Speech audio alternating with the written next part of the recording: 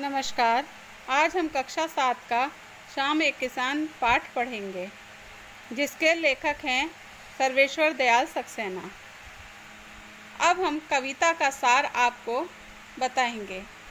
कवि ने किसान के रूप में जाड़े की शाम के प्राकृतिक दृश्य का चित्रण किया है। इस प्राकृतिक दृश्य में पहाड़ एक किसान की तरह बैठे हुए दिखाई दे रहा है। आकाश उसके सिर पर बंधे साफे के समान है। पहाड़ के नीचे बहती हुई नदी घुटनों पर रखी चादर सी, पलाश के पेड़ों पर खिले लाल लाल फूलों जैसी जलती अंगीठी के समान प्रतीत हो रही है।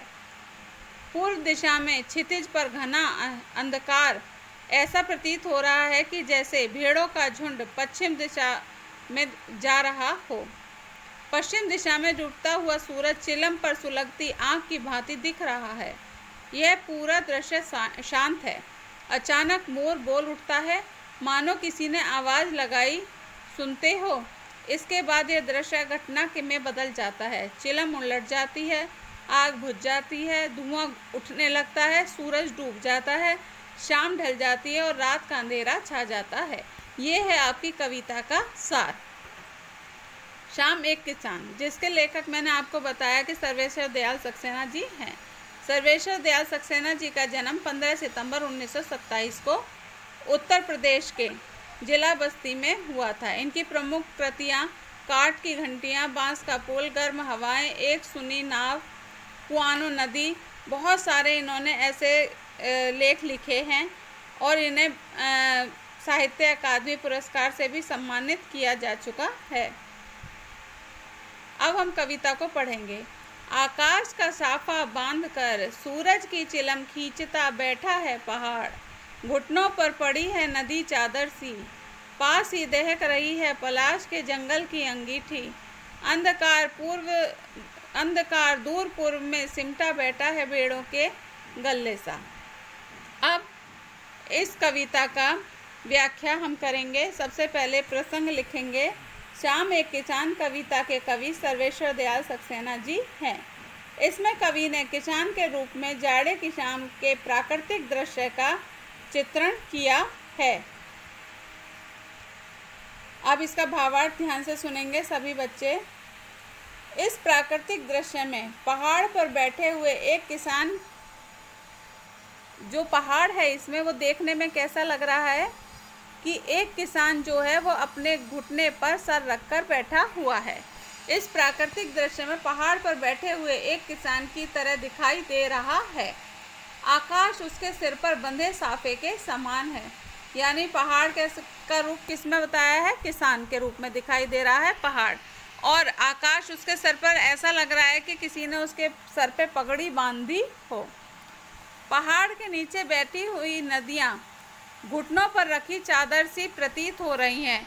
यानी जो पहाड़ से नदी बहकर आ रही है वो ऐसा लग रहा है कि पहाड़ ने अपने घुटनों तक सफ़ेद चादर ओढ़ रखी हो। पलाश के पेड़ों पर खिले खिले लाल फूल। आपने देखा होगा एक पेड़ होता है पलाश, जिसको पूरा लाल फूलों से भरा रहता है। तो वो दूर से देखने में ऐसा प्रतीत हो रहा है जैसे कि वो लाल लाल फूल कैसे लग रहे हैं, जैसे कि अंगीठी में कोयले सुलग रहे हों। तो वो लाल लाल फूल जलती हुई अंगीठी के समान लग रहे हैं। पूर्व दिशा में घना अंधकार दिखाई दे रहा है और वो अंधकार ऐसा प्रतीत हो रहा है जैसे कि भेड़ों का झुंड वहाँ बैठा हो। और पश्चिम दिशा में डूबता हुआ सूरज। आपको पता है सूरज पूर्व दिशा से निकलता है और पश्चिम दिशा में छिपता है। तो पश्चिम दिशा में डूबता सूरज चिलम पर सुलगती आग की भांति लग रहा है। जैसे आपने देखा होगा पहले ज़माने में लोग हुक्का पीते थे तो उसमें जो चिलम जो सुलगती थी वो ऐसे लगता था जैसे सूरज की चमक कैसे होती है, संतरी रंग की, और वो भी दूर से देखने में ऐसा प्रतीत हो रहा था। यानी पूरा दृश्य बहुत ही अधिक शांत था। फिर इसके आगे की व्याख्या सुनेंगे। कविता। अचानक बोला मोर, जैसे किसी ने आवाज़ दी हो, सुनते हो। चिलम आदि धुआं उठा, सूरज डूबा और अंधेरा छा गया। अब इसका प्रसंग कैसे लिखेंगे। शाम एक किसान कविता के कवि सर्वेश्वर दयाल सक्सेना जी हैं। इसमें कवि ने किसान के रूप में जाड़े की शाम का बड़ा ही मनोहर चित्रण प्रस्तुत किया है। अब इसका भावार्थ सुनेंगे। कवि ने जाड़े की शाम के प्राकृतिक दृश्य का चित्रण किया कि अचानक मोर बोल उठता है। जब आपने देखा होगा कि गांव वगैरह में आप जाते होंगे तो वहाँ मोरों की आवाज़ आती है, तो इस तरीके से उन्होंने बोला कि अचानक मोर बोल उठता है, मानो किसी ने आवाज़ लगाई हो, सुनते हो। अब इसके बाद जो सारा दृश्य अभी आपको बताया था कि पहाड़ किसान के रूप में लग रहा है, हिमालय से बहती हुई नदी ऐसे लग रही है जैसे घुटनों तक चादर ओढ़ ली हो, पलाश के फूल अंगीठी की तरह लग रहे हैं और चिलम सुलगती हुई लग रही है, अंधेरा भेड़ों के झुंड के समान लग रहा है। तो ये सब जो दृश्य घटना थी वो सब बदल जाती है। और इतने में क्या होता है, चिलम जो है जिसमें वो अंगीठी के वो अंगारे जो दिख रहे थे वो चिलम पलट जाती है, आग बुझ जाती है, धुआं उठने लगता है और सूरज डूब जाता है। यानी सूरज डूबने का मतलब क्या हुआ कि रात हो गई, शाम हो गई।